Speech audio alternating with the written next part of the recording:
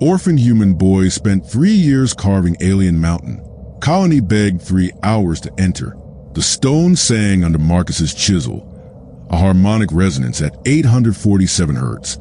The frequency his instruments had calculated would neutralize the basalt's silicon-oxygen bonds.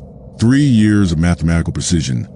3 years of solitude on Kepler, 442b's northern continent, had taught him to listen to the rock the way his mother once listened to music before the settlement failed. He was 16 when the last transport left. 17 when he realized they weren't coming back. Now 20. His hands bore calluses thick as leather, and his isolation suit's power cell registered 11% capacity.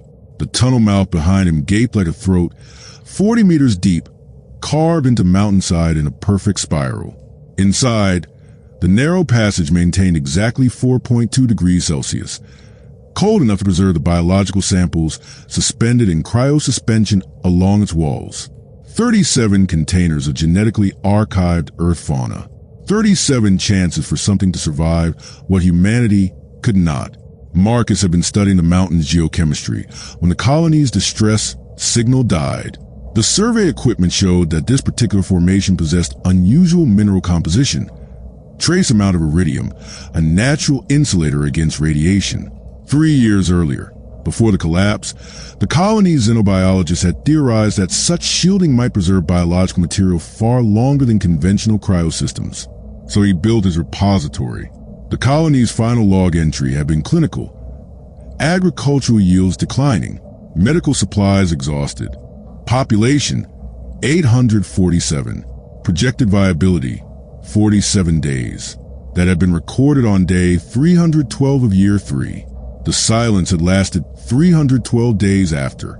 Marcus worked through the night cycle, his lamp throwing sharp shadows across the fresh-carved stone. The oscillating chisel pulsed at precisely 120 impacts per second, each strike removing 0.3 millimeters of rock. Mathematics, physics, thermodynamics. These were the languages he spoke now, the only languages that mattered. They didn't lie. They didn't abandon you. The emergency beacon activated at dawn. He heard it first through the stone, a vibration at 2.4 hertz propagating through basalt from the eastern approach. Then the radio crackled through his suit's dying battery, repeating, "This is the Meridian Colony Expedition. We received your automated signal. Marcus Chun, respond to viable. We're approaching your coordinates." His hand stopped moving. The chisel's momentum carried it forward one final time, striking stone. "I'm here," he transmitted. The response came with audible relief. 3 human voices arguing in the background before someone cut them off. "We have visual confirmation of your shelter structure. Be advised, we've only got 3 hours before atmospheric processes require." A pause. "Never mind, we're climbing now." Marcus set down his tools. He looked at the cryo containers behind him, each one marked with careful handwriting. E. caballus, E. africanus, C. lupus peleo, horses, zebras, wolves, lions, species that had stopped breathing centuries ago on Earth, preserved in his archive. He made no move to leave the tunnel. The colony team emerged above him within 40 minutes.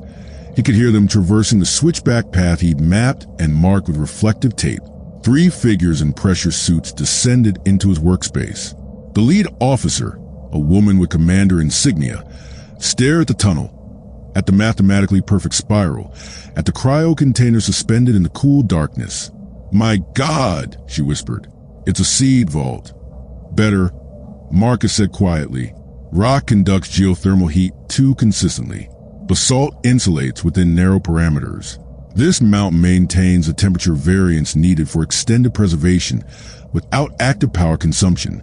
The iridium content provides radiation shielding. It should work for 10,000 years. The commander studied him. This boy man with stone dust in his hair and hollow eyes. The colony sent out distress signals. "We came as soon as we could navigate the orbital debris. We've been searching for survivors for months." "I know," Marcus said. "I heard their silence." "Your parents died on day 92, he said. "Mineral deficiency cascade. The supply ratios in the hydroponic systems were off by 0.3%. Nobody thought to check the magnesium levels until it was too late. The other team members exchanged looks. One began scanning the cryo containers with a portable spectrometer.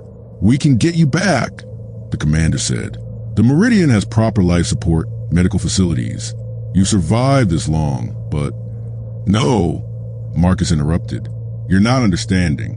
You have 3 hours before your processors degrade, you said?" "Yes, we need to climb back to the ship before."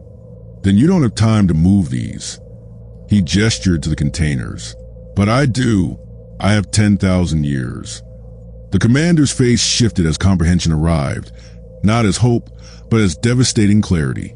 "You carved this," she said, "knowing we'd send a rescue team eventually." "I carved this," Marcus replied, "knowing I wouldn't leave." Behind him, the archive stretched into darkness, singing its patient mathematical song.